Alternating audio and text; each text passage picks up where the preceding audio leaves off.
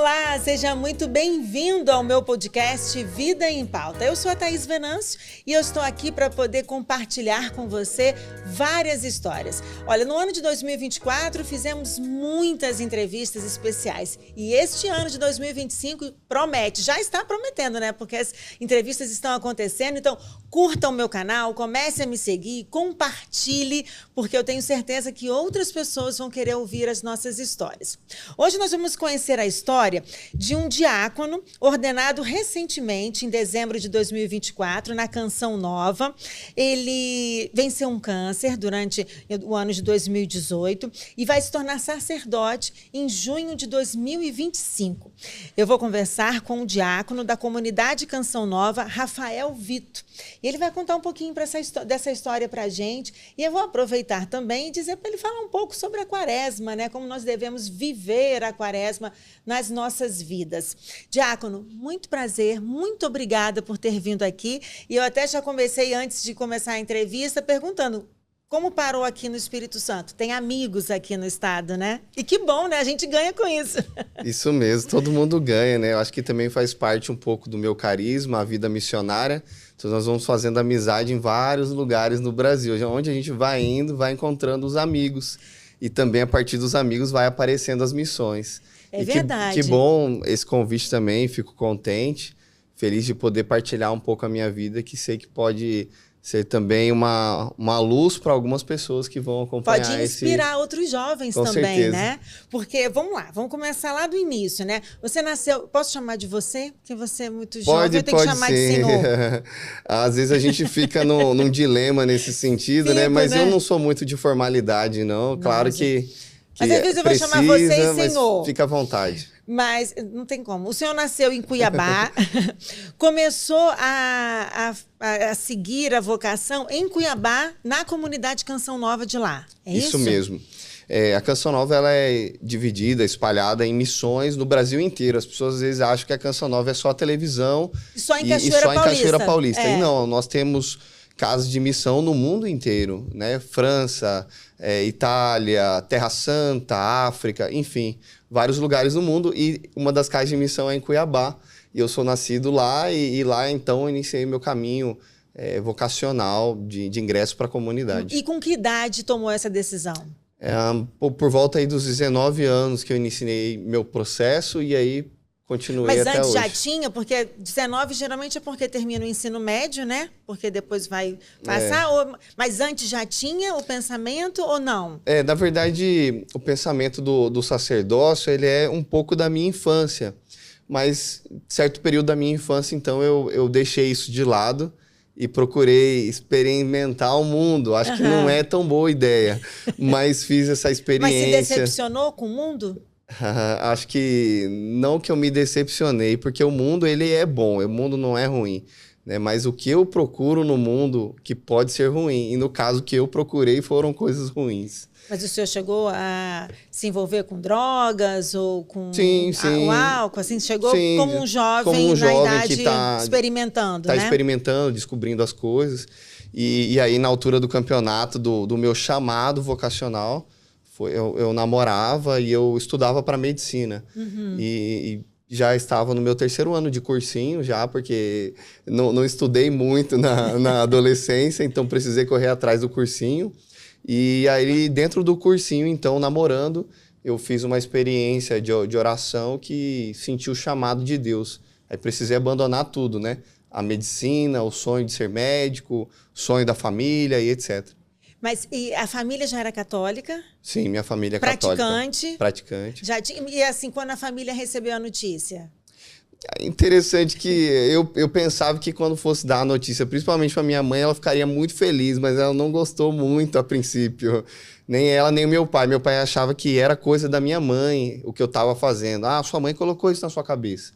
E se eu falasse com a minha mãe achava ruim. Não, a imagem parece que da minha mãe, assim, eu respeito muito o padre, mas padre é uma coisa que sofre muito. É muito sofrimento, então eu não quero isso para você. E também a própria questão dos netos, da família. Por que ela achava que o padre sofre? Na cabeça dela, talvez pela experiência que ela tinha com os padres, via a vida de solidão, enfim, achava que isso era um sofrimento muito grande. Porque, claro, a gente tem o sofrimento, mas que todo mundo sofre. Porque também é interessante pensar, o padre ele é sozinho, mas muitos casais que a gente atende em oração, também se dizem sozinhos. Então, será que o problema é o matrimônio ou o sacerdócio? Não. Onde que está a solidão, Onde está a solidão, né? Justamente. Agora, é interessante que o senhor foi procurar uma comunidade. E, pelo jeito, não ficam muito sós, né? Vocês estão sempre unidos ali, vivendo em comunidade. O que é viver a Canção Nova? Eu sou muito curiosa com isso, assim, né? Como é que é viver esse carisma? Eu penso que eu não sofro tanto de solidão, eu sofro mais de multidão. A Canção Nova é um carisma de multidões, né? Não pelas pessoas, mas pelo próprio dom de Deus mesmo. E, claro, antes da multidão é estar em casa, é criar uma família, viver em comunidade e viver em famílias. Né? E a grande novidade do Padre Jonas, o fundador da Canção Nova, foi propor aos casais também que vivessem uma vida consagrada. Então, eu sempre estou envolvido de casais, de famílias, de crianças, de celibatários, de padres, de solteiros, tudo isso vivendo num ambiente. Claro que o Padre Jonas diz que o ambiente de família ele não está pré-estabelecido, ele não está pronto. Quem cria esse ambiente sou eu, aceitando a pessoa, acolhendo, escolhendo viver isso. Então ali a gente vai primeiro se envolvendo em comunidade para depois evangelizar, né? E é mais ou menos isso, viver em comunidade para evangelizar. E teria essa escolha também, né? Do senhor ser apenas missionário. Aí poderia casar, né? Poderia ter, não precisa ser sacerdote. Mas Deus tocou no seu coração. Isso. Na verdade, na Canção Nova, o mais importante não é ser sacerdote. O mais importante é ser Canção Nova. Porque padre eu posso ser franciscano, posso ser beneditino, posso ser diocesano, né? Então, posso ser padre em vários lugares. Mas o mais importante dentro do carisma é eu pertencer àquele carisma. E no caso, todos nós que entramos para o carisma Canção Nova fazemos um processo vocacional primeiro para a Canção Nova. Depois a pessoa decide se ela vai ser padre ou se ela vai se casar. E se ela for se casar, ela precisa se casar com alguém da comunidade Canção Nova. Né? No caso, um homem ou uma mulher dentro da comunidade, não um missionário com uma pessoa de fora. Aí já não cabe no carisma. Entendi. E agora, a sua formação, na comunidade Canção Nova é mais longa do que na diocese, é isso? Na diocese, no caso. Porque nós dividimos o clero mais ou menos assim, bem geralzão, em religiosos e diocesanos. Né? Os diocesanos são os que ficam no ambiente mesmo que nasceu, ali na região, né? E não fazem voto de pobreza. E no caso religioso, fazem o voto de pobreza e boa parte são missionários. A maior parte são missionários, são de congregações religiosas. A comunidade Canção Nova não é uma congregação, é uma comunidade, né? Mas a formação ela é maior por causa disso. Mas ela se adequa a nenhum desses dois? Ela fica no meio dessa história? No caso dos padres, ela meio que se adequa mais a um estilo religioso, de padres religiosos. Nós fazemos o voto de pobreza, de castidade, de obediência, do nosso modo de ser, nosso modo de viver a pobreza, nosso modo de viver a castidade, nosso modo de viver a obediência. E por isso tem essa especificidade do carisma que deve viver, então, um processo formativo mais longo. Né? Todo padre tem que estudar filosofia e teologia. Todo padre, em qualquer lugar no Brasil e no mundo. É verdade. Mas a parte do carisma, aí é a parte. Então, o diocesano não tem um foco em um carisma. Né? O carisma diocesano, a gente diz que é um carisma mais geral, que deve acolher a todos. Né? E já o Canção Nova, não. O foco nosso é o anúncio do evangelho. O anúncio do evangelho através dos meios de comunicação, principalmente, e levar o que é a vida carismática, o batismo no Espírito Santo. Seriam os dois focos da Canção Nova. E para você se adequar a esse estilo de vida, então precisa de um tempo maior. Então por isso que essa formação é mais longa, gira em torno de 12 anos? 12 anos. 12 anos. E agora, nessa ordenação, quantos alunos nessa turma que foram ordenados? Eu fui ordenado, somos em 4, né? Eu e mais 3 pessoas. E aí, por que tem esse período, assim, entre a ordenação como diácono e depois para ser sacerdote? No caso da comunidade, é um período a igreja pede de no mínimo 6 meses. Então, eu já, dia 29 de junho desse ano, Vai completar os 6 meses já, e aí eu vou ser ordenado padre. Mas passa por alguma experiência? Porque aqui na diocese eu entrevistei uns seminaristas e eles vão passar, acho que 6 meses ou 1 ano no Pará. No Pará, né? E Sim. vocês também passam por uma experiência? Não necessariamente no Pará. A gente encerra o período formativo e é enviado em missão. Né? No meu caso, eu fui enviado para Gravatá, no Pernambuco. Então, eu vou morar lá em Gravatá. Mas não pelo período do diaconato. Não, eu já estou na missão de lá, entende? Aí vai ser ordenado sacerdote e vai volto continuar para lá. Continuo lá. Continuo lá. Porque já o nosso carisma já é missionário.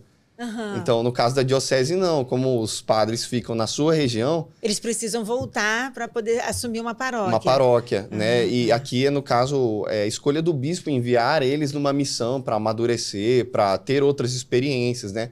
No nosso caso, não. Já é natural ser enviado em missão. No entanto, por exemplo, teve uma situação interessante ano passado no seminário, que nós estávamos vivendo tranquilamente lá, filosofia e teologia moram juntos em Cachoeira Paulista e estudam na faculdade, mas o Conselho da Canção Nova decidiu enviar 4 seminaristas para estudar em Portugal. E eles foram, no fim do ano, foram agora de outubro para novembro, e iniciaram a teologia lá. Mas eles já tinham começado a teologia no início de 2014. E tiveram que regressar e iniciar de novo a teologia, porque nós já vivemos em missão, nossa vida já é em missão. Né? Eu já não estou em Cuiabá já há 12 anos. 12 anos. Já estou em missão, já estou em outros lugares. Desde o momento que você sai da sua casa e entra na comunidade, já está na missão. Já sou missionário, Já né? é Já estou missionário. fora de casa. Agora, como diácono, não pode consagrar. Isso, eu não posso celebrar missa, Não pode celebrar. nem atender confissões, nem unção dos enfermos. Mas eu já posso dar bênçãos, fazer batizado e o matrimônio também. O matrimônio pode? Também pode. E aí depois, e lá em Gravatá, vai ter também, já tem uma paróquia já te esperando. Não uma paróquia, a gente chama de casa de missão, que é um estilo de um galpão, um rincão, onde a gente pode acolher um número de pessoas.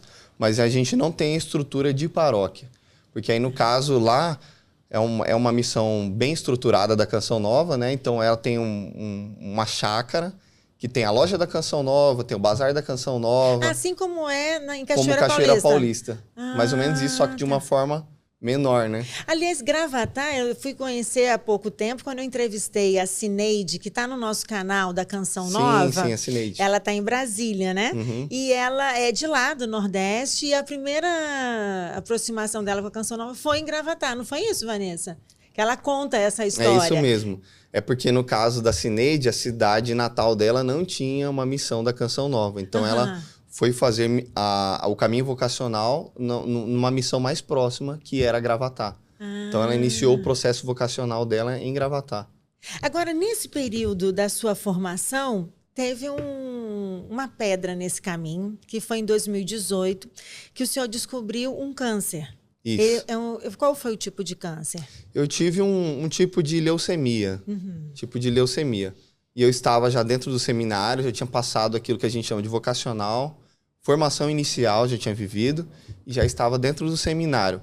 Quando eu completei mais ou menos 1 ano de seminário, no final do ano, né, de 2017, então eu acordei com um caroço no pescoço, e esse caroço foi se desenvolvendo, e aí eu comecei a fazer alguns exames para averiguar o que era, e precisei fazer uma cirurgia, retirei os caroços, aí a gente descobriu que eram 9 nódulos. Nossa. 9 nódulos, eles estavam se espalhando.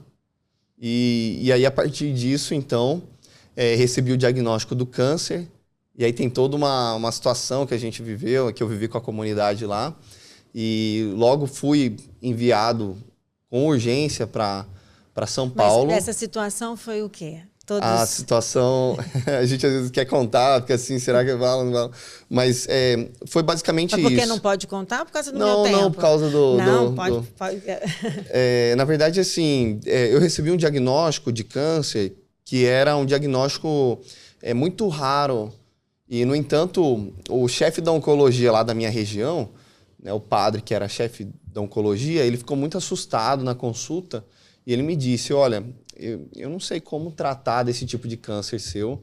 Eu não consigo ter uma resposta. A minha biblioteca está aqui atrás de mim, ele falou para mim, mas eu não tenho nenhum livro que fala desse tipo de câncer. É tão raro que eu não sei o que eu faço. Nossa. Então, ele disse assim, vai para São Paulo e procura os melhores médicos. Então, eu fui para São Paulo procurando os médicos para poder fazer os exames e ver a conduta. Mas cheguei em São Paulo, entre aspas, com aquele sentimento de que estava morto, né? Né? Se os médicos não sabem fazer comigo, o que eu vou me tornar, né? Eu vou morrer, né? E aí é interessante que a providência de Deus ela vai além do que a gente espera, imagina. E eu fiz algumas consultas, mas interessante que eu ia me consultar com uma médica e ela não pôde me atender. Ela estava num congresso nos Estados Unidos e ela me passou para o amigo dela. E o amigo dela iria fazer um primeiro atendimento comigo e depois iria passar o caso para ela, como era urgente. Né? E esse cara também, chamado Rafael, né? O Dr. Rafael, hoje se tornou meu amigo, né? Ele me atendeu e ficou muito emocionado com tudo, porque é muito católico. Né? E ele tinha uma experiência com o Padre Roger Luiz. O Padre Roger Luiz estava comigo no dia da consulta. Que é hoje um responsável pela Canção Nova em Brasília. Isso, em Brasília. Acho que é isso mesmo, se não me engano. E aí ele abraçou o Padre Roger, porque viveu a conversão dele com o Padre Roger. Nossa. Num hospital. O Padre Roger teve o pai dele, que tratou de câncer, e um dos médicos que era auxiliar lá era o Dr. Rafael. Então ele viu, depois de anos, o Padre Roger, ficou muito emocionado, se converteu com ele. Né? E estava ali comigo ali naquele momento, né? E depois o Dr. Rafael me disse, olha, eu estudei nos Estados Unidos, em Harvard, e eu estudei um caso como o seu. Então eu consigo tratar você, fica tranquilo. Ou seja, ele não passou você para outra médica? Não, aí ela acabou, aí fiquei com ele, né? Eu até falei pro Padre Roger, olha, se for para eu morrer, eu prefiro morrer com esse cara aí, que ele é católico. E eu sentia que o mover da providência estava ali com ele. E interessante que a sabedoria de Deus nele foi tão grande que ele falou, olha, como é um caso muito raro, eu preciso revisar esses estudos. Eu não posso já tomar uma providência a partir disso. Eu vou revisar o caso. Então mandou para 3 laboratórios de São Paulo, que eram confiáveis. E além de mandar para esses laboratórios, ele pediu um prazo maior de estudo. Não sei dizer ao certo, mas se o prazo do exame era 20 dias, ele pediu 30. E aí o interessante é que o tipo de câncer que eu tinha, ele ia até o dia 22. No dia 22 ele mutava, a célula se transformava em um outro tipo. Né? Então foi muita providência de Deus, a sabedoria. Ele ter estudado, né, esse caso. E aí ele acabou me tratando desse segundo diagnóstico, que era a partir desse prazo maior de estudos. Ou seja, ele me falou isso com clareza, se eu tivesse te tratado com o primeiro diagnóstico, você teria morrido. Né? Mas tratando com o segundo, a gente vai conseguir êxito, né? E foi o que aconteceu, graças a Deus. E você precisou se afastar da formação?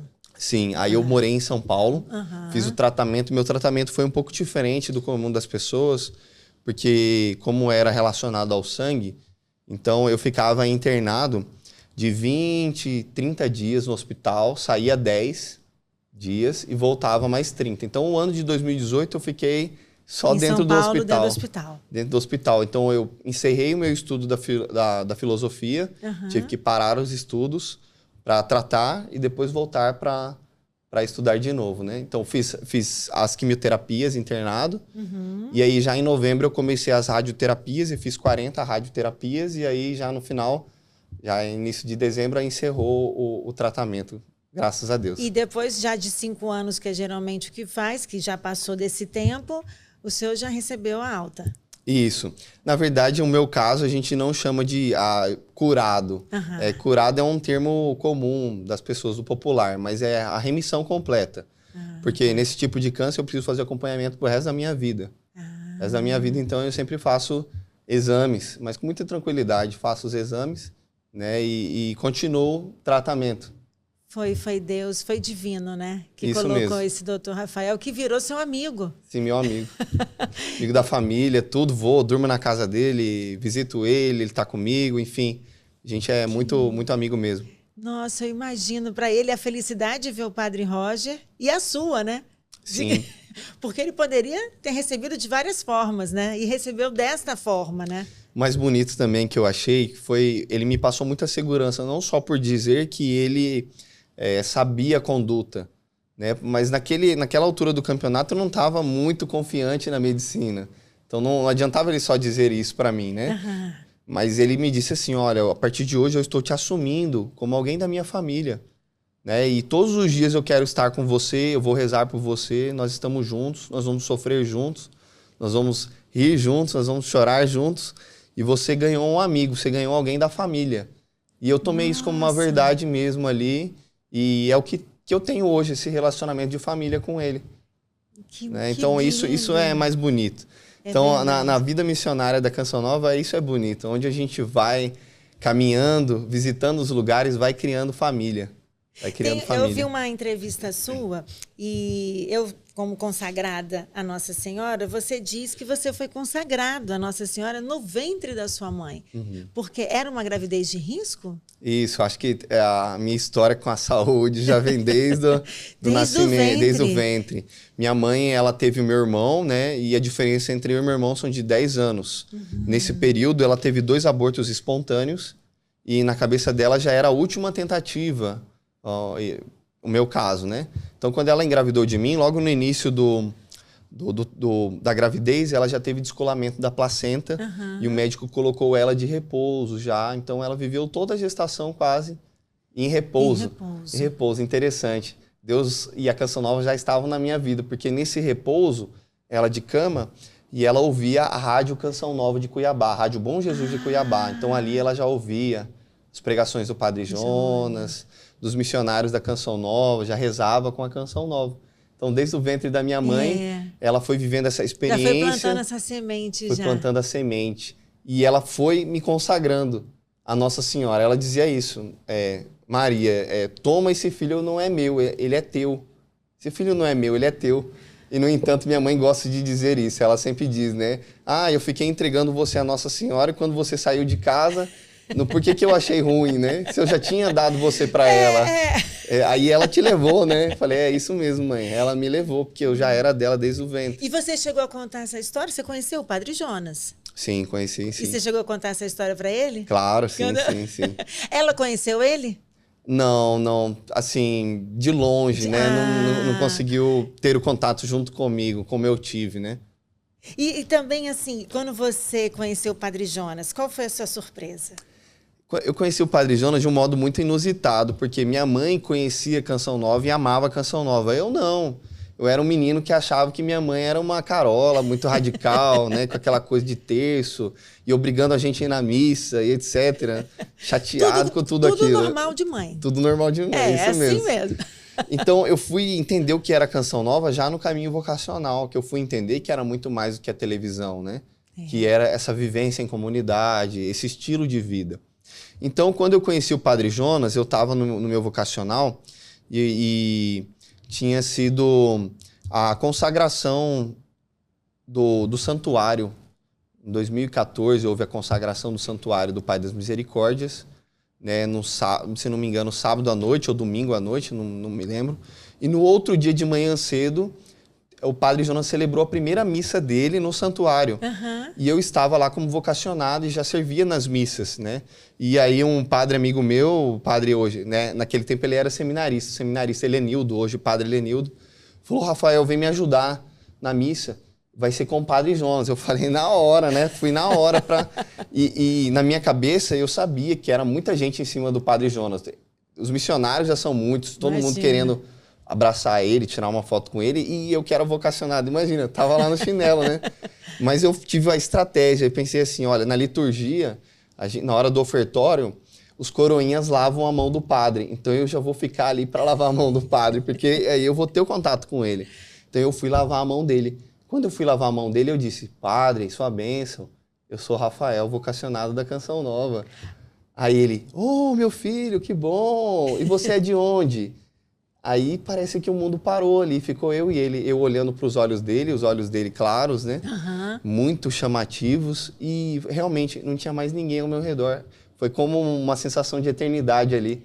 Eu e ele ali, e eu lavando as mãos dele, e ele me perguntando. E eu disse, eu sou de Cuiabá, eu estou aqui com o padre Bruno Costa, que era meu acompanhador. Ele, que bom, Padre Bruno é meu filho, então você também é meu filho. Eu falei, padre, sou sim. Bom fruto, hein? Cuiabá, bom fruto. Eu falei, padre, reze por mim, né? Eu quero também ser padre. Ele falou, claro, e qual é o seu nome?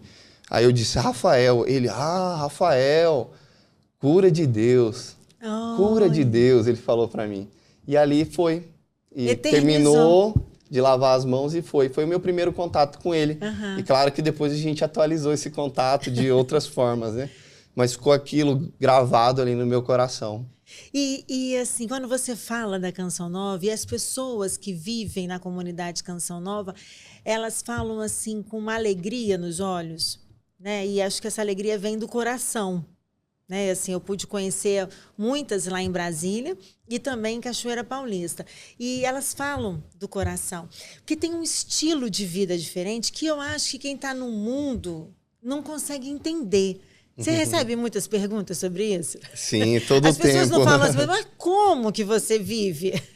Todo o tempo. Eu acho que só escolher pelo sacerdócio já é algo muito gritante para o mundo atual. E ainda mais depois a gente vai contando essas coisas, né? Porque, missionar, por exemplo, não vai ficar perto da mãe. padre da diocese, ele pode conviver com a família, ele tem um salário, né? Ele tem um outro tipo de vida. Agora, viver na comunidade Canção Nova é abrir mão do viver mundo. Da providência, é depender das pessoas, é viver longe da segurança da família. No meu caso, eu visito os meus pais uma vez no ano, né?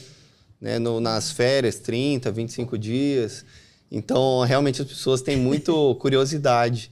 E eu gosto também de um pouco mostrar essa vida. Gosto de mostrar que a gente é humano, né? A gente não voa, mas faz todas as coisas de uma pessoa normal, claro, buscando a santidade, buscando também o equilíbrio, buscando viver bem as coisas do mundo. Porque, como eu disse, o mundo não é ruim, né? A gente não pode olhar o mundo como algo ruim, né? O mundo é muito bom, a nossa vida é muito boa. Mas eu preciso procurar as coisas que são boas ali dentro do mundo, né? Mas como buscar esse equilíbrio com a religiosidade numa comunidade que você tem que conviver com aquelas mesmas pessoas de dia e de noite? Porque tem horas que a mulher e o marido eles precisam ir para um trabalho e para o outro para poder dar um tempo, né? A mãe e o filho, a mesma coisa. E na comunidade, como é que faz? Para mim, eu entendo que o grande princípio, claro, a gente pode reduzir tudo, responder aqui... é Jesus, né? Já resolve tudo, né? Mas eu acho que um grande princípio, claro, além de Jesus, né? E o Jesus como sustento e base de tudo, mas o grande princípio é eu entender que aquela pessoa que eu escolhi viver em comunidade, ela é a minha família. Então eu não posso... eu posso parar de falar com o meu irmão, mas eu nunca vou deixar de ser irmão dele. Ele é o meu irmão, não porque eu escolhi. Eu não escolhi ele como irmão. Foi um presente de Deus. Eu gostando ou não, ele é meu irmão. Então, as pessoas da minha comunidade, eu não as escolhi. Talvez não escolheria nenhuma delas, nem me escolheria, não é verdade? Mas eu tenho que acolhê-las como da minha família. Então, eu aceito elas como elas são, eu luto por elas e elas lutam por mim. Então, nós acolhemos os defeitos, nós lutamos, nós brigamos Porque e o senhor reconciliamos, sabe, né, que né? a parte mais difícil da oração do Pai Nosso é perdoar aqueles que nos têm ofendido, né? E como fazer isso, diácono? Não posso chamar de padre. Mas diácono. Diácono. Como que a gente pode buscar isso? Padre Jonas ensina muitos modos. O primeiro modo é não deixar que a ferida cresça. Ele fala, não tape o sol com a peneira. Se eu tenho algo que você fez comigo e que me machucou, eu já resolvo agora, no momento. Não posso deixar para outro dia, porque aí a coisa vai esfriando, esfriando e a distância vai aumentando. Às vezes as pessoas também não dizem dentro da comunidade, eu fiquei machucado com aquilo que você disse ou que você fez. Mas no outro dia você começa a notar um tanto de indiferença. Quem te dava um bom dia sorrindo, já te dá um bom dia de cara fechada. E convivendo com a pessoa, você vai descobrindo o modo dela se comportar. Então eu olho no rosto dela, opa, tem alguma coisa de errado. E aí, então, eu não posso deixar isso para depois. Meu irmão, aconteceu alguma coisa? Tá tudo bem? Não, eu tô chateado com você, então me perdoa. E depois o Padre Jonas também ensina que eu não preciso ter o troféu de que eu estou certo. Eu devo buscar o perdão, mesmo não estando certo. Né? Quem tem que dar o passo do perdão sou eu, porque Deus me chama a perdoar. Não porque estou certo ou errado, não. É além disso. É porque eu tenho o outro como meu irmão, eu amo ele acima da situação. Então, são detalhes que vão mudando a nossa vida e vão levando a uma leveza. No matrimônio, se você dormir chateado com o seu esposo, no outro dia vai ficar mais difícil de perdoar. Se você também, terceiro ponto que o Padre Jonas coloca, a transparência, dizer, olha, eu não gostei disso, eu gostei daquilo. Se a gente guarda também e não diz, as coisas vão crescendo. E é isso que o demônio quer, que a gente não resolva as coisas, que a gente não seja sincero, não traga a verdade à tona, não traga as coisas à luz, mas vai escondendo, vai dando um jeitinho, não. Ele vai adivinhar que eu tô chateado, né? Que eu tô chateado, vai dando jeitinho. Isso é muito coisa de marido e mulher, né? Muito. A mulher acha que o marido vai prestar atenção que ela tá chateada. Ele não tá nem aí, né? Tá vivendo a vida normal. Pessoa, homem não tem essa tendência, às vezes, de reparar tanto. Não. Né? Mas se a gente vive uma vida assim, com mais leveza, sem muitos melindres, buscando a verdade, então acho que é um grande segredo para o matrimônio. Viver em comunidade é isso que eu estou dizendo, é aprender a viver em família e ensinar também a viver em família. E quando você volta para casa, sente muita diferença? Sinto, claro. Tem um choque? Tem o choque, parece que volta o homem velho, né? Volta as irritações, porque quem muda sou eu. Na minha casa está sempre igual, vamos dizer assim, pois né? É. Nem sempre tem as mudanças, nem sempre tem os mesmos propósitos. As pessoas da minha casa, meu pai e minha mãe, coitado deles, eles não têm a formação que eu tenho. Né? Eles não têm o nível de suporte que eu tenho. Não viveram as experiências que você viveu. Então também é um desafio para mim ir também dando os passos diante da minha história. Deve ser difícil, né? Passar 30 dias. Você tem 30 dias para passar com ele, mas os primeiros 5 ou 10 é de fazer ajustes, né? 5, 10 geralmente são de love, né? De amor. E depois dos 20, aí começa a dar uma irritação. Nossa, mas tá vendo? Isso aqui não muda aqui em casa, né? Aquilo outro. Então a gente tem que ter também a sabedoria de Deus para ir ajudando a família, mas entendendo que a família não tem o mesmo suporte que eu tenho. Eu não posso soltar uma bomba na minha casa lá e ir embora, né? Falar, vocês estão errados nisso e naquilo, lá, vocês têm que mudar. Só que aí eu vou embora e eu tenho diretor espiritual, eu tenho padre, eu tenho confessor, tenho isso, tenho aquilo. Eles lá não. Eu solto a bomba lá e quem vai ajudar eles a resolver essa bomba? O seu irmão é 10 anos mais velho que você. Ele é casado, tem filhos? Isso, ele é casado, não tem filhos. E seus pais, qual que é a profissão dos seus pais? Meus pais sempre mexeram com comércio. Né? Meu pai teve por muito tempo um bar com restaurante e eu cresci nesse ambiente na infância. Mas hoje eles trabalham com roça. Meu pai trabalha vendendo porco caipira, galinha caipira, peixe. Então as minhas férias foi menos liturgia, mais trabalho de roça. E aí você pega na enxada? Aí eu vou com eles na enxada. Mesmo? Falei pro meu pai na ordenação, assim, antes de ordenar. Pai, graças a Deus, né? Agora eu vou ordenar, né? Falei brincando com ele. Agora eu vou ordenar, agora, Clério, eu não quero mais nem lavar louça lá em casa. Aí ele deu risada, falou, lá você não é diácono, você não é nada, lá você vai trabalhar assim, lá você é meu filho. E minha mãe costuma dizer isso também. Antes de eu pedir a sua bênção, você tem que pedir a minha, porque eu sou sua mãe. Falei, tá bom, mãe, tá combinado, não tem problema com isso. Exatamente. Mas também na comunidade não tem moleza não, né? Todo mundo faz um pouco, não é? O estilo de sacerdócio nosso também, ele tem a gente chama de setores de trabalho, né?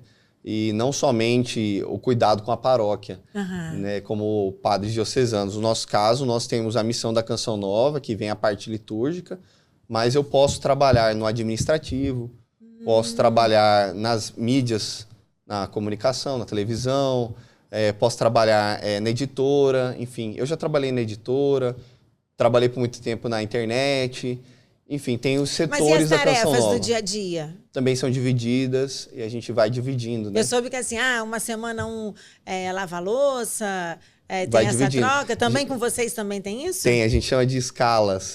Tem as escalas. Aí cada dia a escala de fazer o café da manhã, de outro fazer o almoço, de lavar a louça. Qual é a atividade que você não gosta?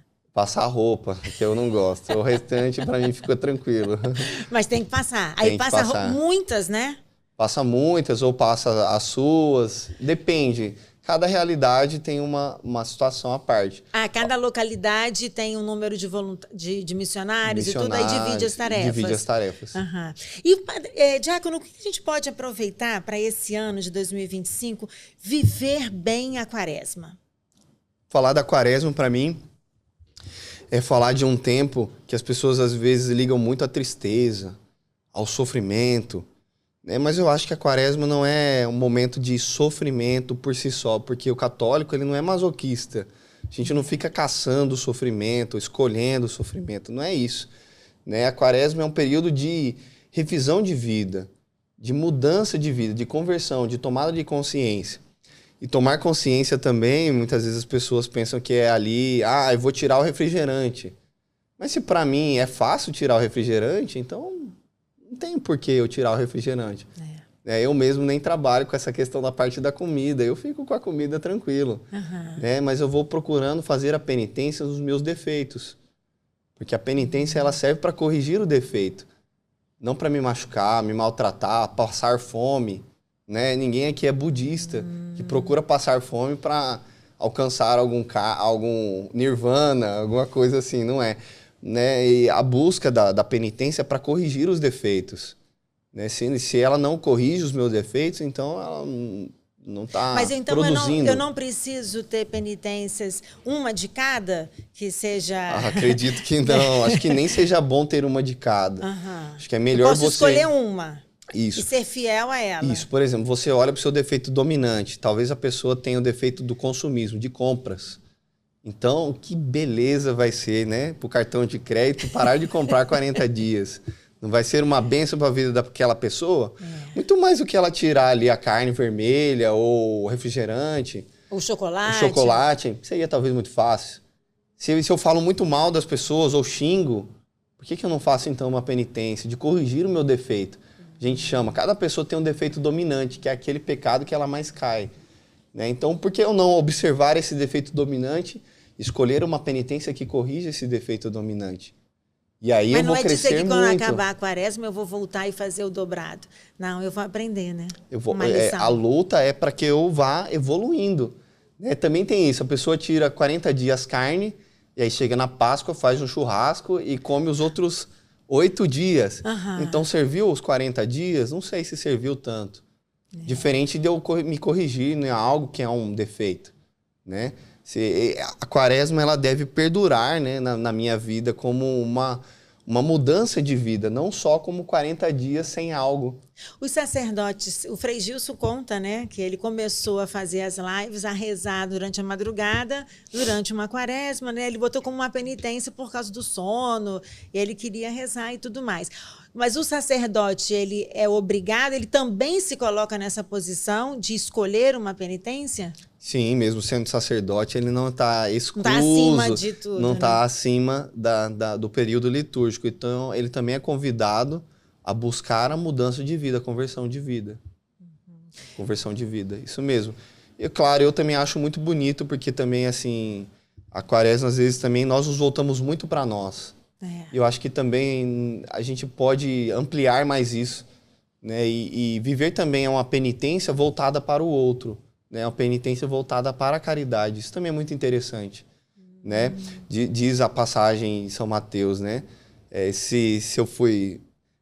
o julgamento, né, para São Mateus é que aquele que chega no céu, Jesus diz, né? Mas eu estive nu e me vestistes, eu estava com fome e me destes de comer. Não foi aquela pessoa que o fizeste, mas foi a mim que o fizeste, disse Jesus. Né? Então, fazer as coisas pensando que faço para Jesus...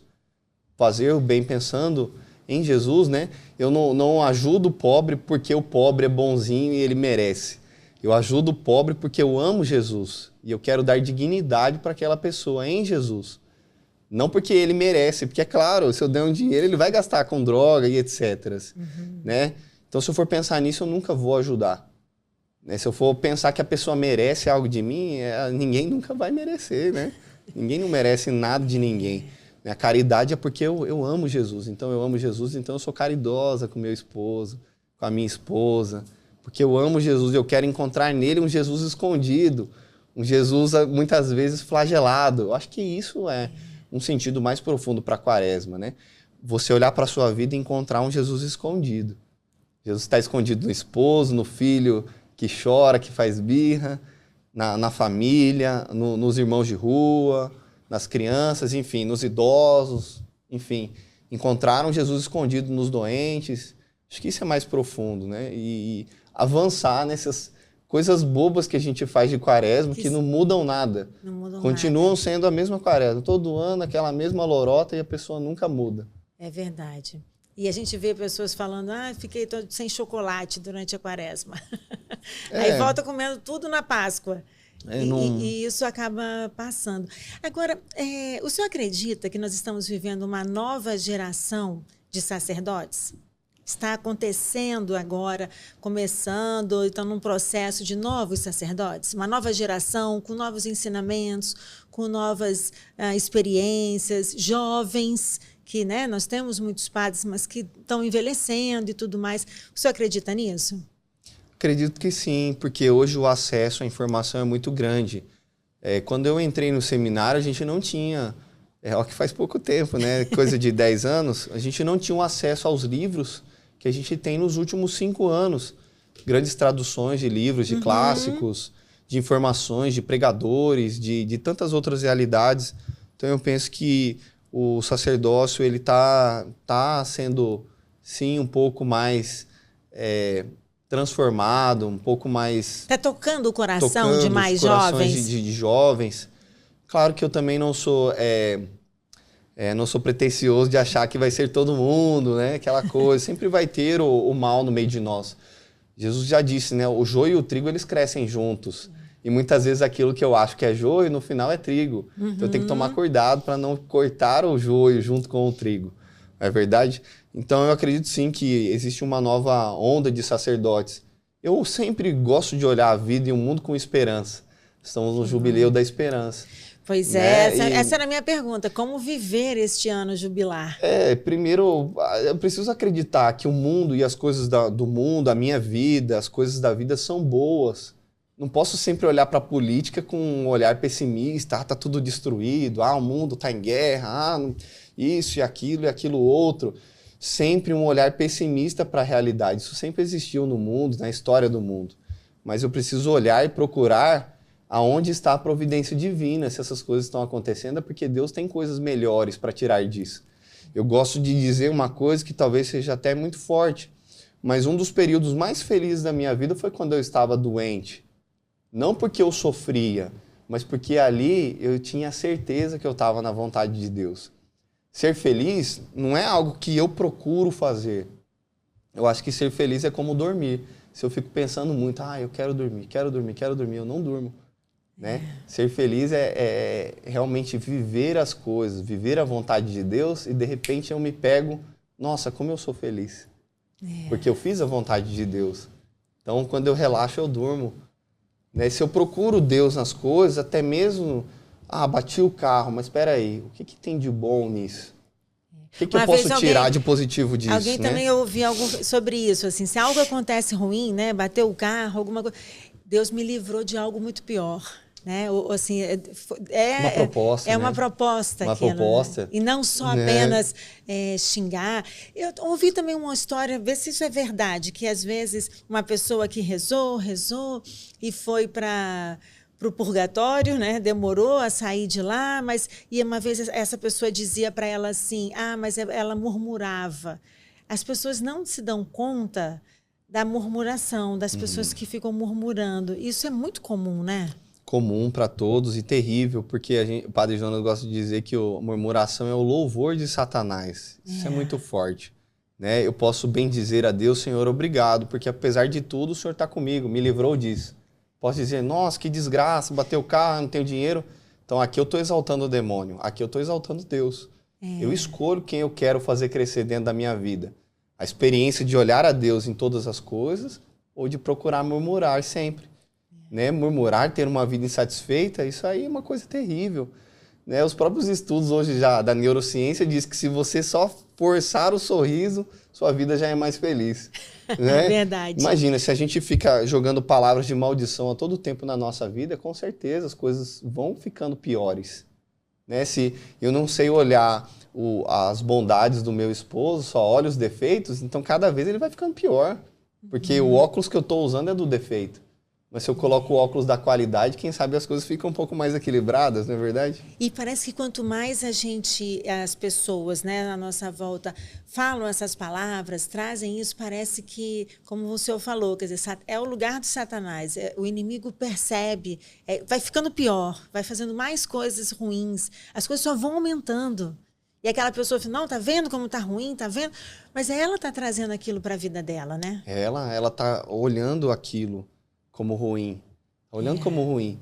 Então, eu tinha tudo para olhar para minha vida como ruim. Sim. Né? Em algum momento chegou a pensar em perguntar a Deus, por que o senhor? Sim, já me perguntei muito a Deus nesse sentido. Né? Mas eu não parei nessas perguntas do porquê, porque realmente nem tudo na vida a gente tem resposta. Mas uma coisa que eu sempre procurei fazer foi isso, foi louvar a Deus, mesmo doente. Se eu posso dizer assim, que eu lutei muito para viver isso. Que eu nunca reclamei, uma hora ou outra com certeza dentro de mim, mas sempre procurava bendizer a Deus. Então, eu louvei mais a Deus do que eu reclamei durante o meu tratamento e eu procurei olhar aquilo como providência. Eu sempre pensava no hospital, às vezes eu estava de cama, mas tinha um rodízio de enfermeiras, né? E eu ficava pensando assim, cada enfermeira que entra aqui é uma oportunidade de eu falar de Jesus para ela. E se ela chega aqui e me vê murmurando, ela não vai encontrar Jesus. Não. Porque imagina, você é enfermeiro e você entra no quarto, opa, qual que é o quarto? Aquele ali é o seminarista. O hospital sabia que eu era o seminarista da Canção Nova. Que testemunho eu ia dar da Canção Nova ali? Que testemunho de seminarista. Chegou a converter alguém? Eu não posso dizer que eu converti, que é Deus que converte, né? Tá bem, desculpa, mas chegou Mas eu vi mudanças. Acompanhar pessoas para essa conversão? Eu vi mudanças das mais simples até mais complexas. Eu pedi, às vezes, para a loja da Canção Nova me enviar produtos, livros. E um dia, uma fisioterapeuta entrou lá, me falou, depois de começar, porque eles tinham um pouco de vergonha no início, assim, começar ali, aí ela falou assim, o senhor é seminarista? O que é isso? Fui explicando. E como que é isso? Como que é aquilo? Aí ela começou a partilhar da experiência dela de namoro, que estava ruim, que ela namorava um rapaz de uma outra religião, que ela precisava voltar para Deus. Aí eu falei para ela, olha, vamos fazer o seguinte, eu gostei muito de você, de te conhecer, eu quero te dar um livro, te dar um presente. E eu dei um livro do Márcio Mendes, e ela levou aquele livro, leu no metrô de São Paulo, é longo, leu, deu pro namorado dela o livro. No outro dia o namorado dela foi também de metrô e leu. E na outra semana ela voltou no hospital e disse que o namorado dela tinha se convertido, né? De um livro. Imagina se o senhor ficasse murmurando, ficasse reclamando, perdesse a oportunidade de falar, de indicar uma boa leitura. Uma boa leitura, uma partilha, uma conversa. Os padres também sempre cuidavam de mim ali no hospital. Então, o período que eu fiquei no hospital, muita gente morreu no hospital. E como o meu médico era católico e conhecia os pacientes dele, então todos aqueles que ele sentia que já estavam para morrer, ele batia no meu quarto e dizia, ô padre, vai lá dar uma unção lá pra gente resolver a alma daquela pessoa lá. E o padre ia lá e dava a unção. Então essa pessoa, na nossa fé, foi salva, né? Foi salva, foi pro céu ali. E imagina, eu ficava pensando, eu vim pra cá sofrer, mas olha quantas pessoas estão sendo salvas pela oportunidade aqui, de eu estar aqui. Se eu não estou aqui, o padre não está aqui. Mas uma curiosidade, todas as pessoas antes de morrer que recebem a unção, eu falo unção? Unção dos enfermos. Elas vão para o céu ou elas vão para o purgatório? Aí é um mistério, né? Dificultei? É um mistério. A gente acredita que a pessoa está salva. E estar no purgatório já é estar salvo. Agora, se vai direto para o céu, para o purgatório... Todos têm que passar pelo purgatório? Não todos, né? Os santos, eles não passaram pelo purgatório, eles foram para o céu. E, claro, também muitos santos anônimos, né? Às vezes a nossa mãe, o nosso avô, Papa Francisco gosta de dizer isso, né? Os santos anônimos, aqueles que não são comuns porque as pessoas não conhecem muito o testemunho, mas estão ali no escondido, sofrendo, rezando, louvando, bendizendo a Deus, vivendo a fé. Terezinha dizia que se ela tirasse um alfinete do chão com muito amor, ela salvaria as almas. Então imagina ali a minha avó ali fazendo comida com amor, né? O meu pai trabalhando na roça com muito amor. tudo ali é motivo de salvação, de transformação. Então, existem muitos santos anônimos, pessoas que vão direto para o céu, mas acho que também boa parte de nós vamos dar uma passadinha no purgatório. Diácono, foi uma honra conhecer a sua história, conhecê-lo pessoalmente, que eu já tinha visto a entrevista na Canção Nova. Muito obrigada. Eu vou pedir para a gente terminar essa entrevista com seu sentimento. O que o senhor acha que vai sentir no dia da sua ordenação como sacerdote? Eu estou fazendo uma prévia aqui. Depois o senhor pode me contar se foi isso mesmo. Qual vai ser o seu sentimento? Eu acho que o meu sentimento vai ser o mesmo que eu tive um pouco na ordenação diaconal, que é de perceber que, me tornando padre, eu me torno mais eu ainda. Parece que uma parte de mim ainda está faltando. E me tornando padre, uma parte a mais de mim vai ser completa. Eu vou me sentir mais feliz e mais completo. Eu acho que esse é o sentimento. E eu descobri hoje que eu posso pedir a bênção para o diácono. Isso. Eu não sabia na hora. Então, sua bênção, diácono. Muito obrigada por ter vindo. Vamos encerrar, então, dando a bênção também nessas pessoas, né? O Senhor esteja convosco. Está no meio de nós. Eu quero pedir a bênção sobre você, sobre esse podcast, sobre todas as pessoas que vão nos ouvir, nos acompanhar, de modo especial para os enfermos, para aqueles que também sentem a vocação ao sacerdócio, para que não tenham medo de dar as respostas necessárias dentro das suas realidades. E a bênção de Deus Todo-Poderoso, em nome do Pai, do Filho e do Espírito Santo. Amém. Amém. Até o Deus próximo abençoe. episódio. Obrigado.